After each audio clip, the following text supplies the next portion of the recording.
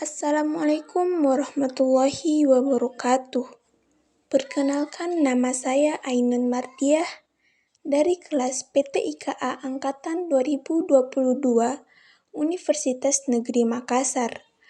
Pada kali ini, saya akan membahas sebuah materi yang berjudul Split Spectrum.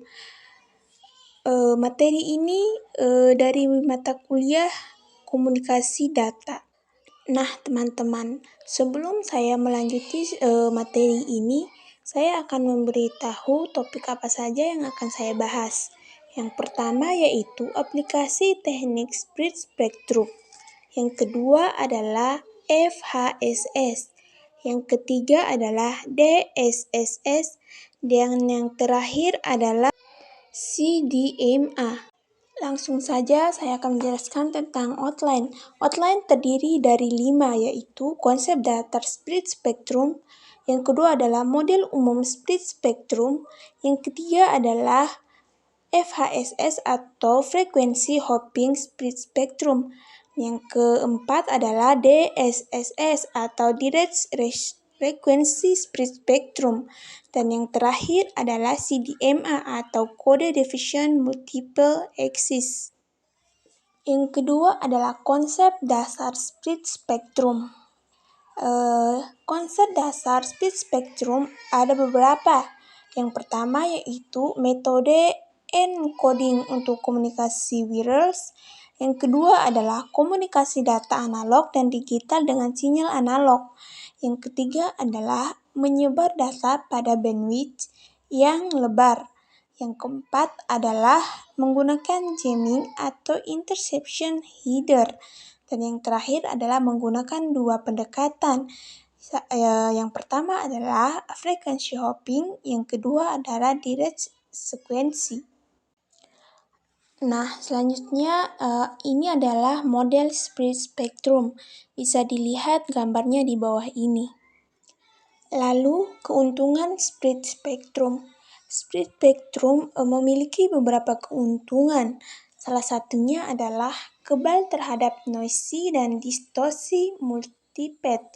Lalu dapat menyembunyikan atau mengekspresikan sinyal. Lalu, beberapa user dapat berbagi bandwidth yang lebih tinggi dengan interferensi rendah. Dan yang terakhir adalah contoh aplikasi telepon mobile dan CDMA. Selanjutnya adalah frekuensi hopping split spectrum atau FHSS. FHSS ada 3 penjelasannya, yaitu sinyal di broadcast pada sekumpulan frekuensi yang tampaknya random. Yang kedua, receiver melompat atau hops pada frekuensi dalam sinkronisasi dengan transmitter. Lalu, jamming pada suatu frekuensi hanya mempengaruhi beberapa bit. Nah, teman-teman bisa dilihat bahwa ini adalah contoh frekuensi hopping. Dan ini merupakan FHSS transmitter. Bisa dilihat di bawah gambarnya begini. Lalu ini merupakan FHSS receiver. Gambarnya juga bisa lihat di bawah.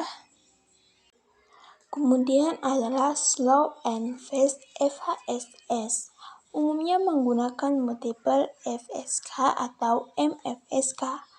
Mempunyai pergeseran frekuensi setiap TR detik. Durasi elemen sinyal TS detik.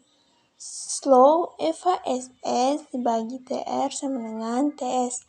Fast FHSS bagi TR lebih dari TS. FHSS cukup tahan terhadap noisy atau jamming. Dan fast FHSS kinerjanya lebih baik. Ini adalah gambarnya. Dan ini merupakan gambar fast MFSK FHSS. Lalu adalah direct frequency split spectrum atau DSS. Setiap bit direpresentasikan dengan multiple bits menggunakan sebuah kode yang disebar atau spreading kode. Lalu DSS menyebar sinyal pada pita frekuensi yang lebih lebar dan mempunyai kinerja mirip dengan FHSS. Ini merupakan contoh DSSS.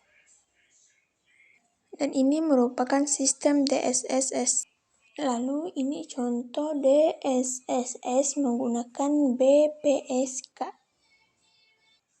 Kemudian ini merupakan aproksimasi spektrum sinyal DSSS. Lalu kode division multiple axis atau CDMA. CDMA memiliki 5 penjelasan, yaitu teknik multiplexing menggunakan split spektrum. Lalu diberikan laju sinyal data D, memecah setiap bit ke dalam K-chips berdasarkan pada sebuah kode spesifik chipping yang tetap untuk setiap user, menghasilkan kanal baru yang mempunyai chips data rate KD chips per detik, dapat mempunyai beberapa kanal yang saling berpengaruh. Ini adalah contoh CDMA, bisa dilihat gambarnya. Dan ini merupakan CDMA for CDSSS.